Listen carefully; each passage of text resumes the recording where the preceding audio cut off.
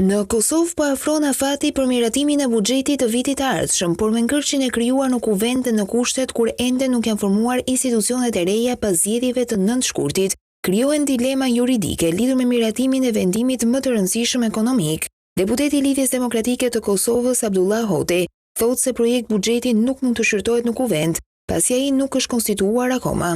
Qeveria, edhe pse është në detyrë, duhet ta përgatis komplet projekt ligjin e buxhetit për vitin 2026 dhe ta miratojnë në qeveri.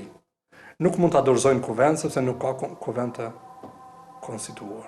Kjo është e ka për obligim që ta miratoj draft buxhetin, pra projekt ligjin e buxhetit për vitin 2026 brenda afateve ligjore siç përcaktohet në ligjin për menaxhimin e financave publike.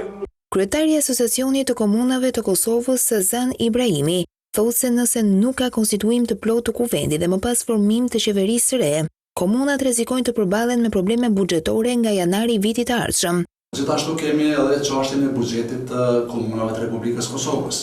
Me legjislacionin në fuqi, komunat i miratojnë buxhetet e tyre komunale deri më 30 shtator të këtij viti për vitin e ardhshëm.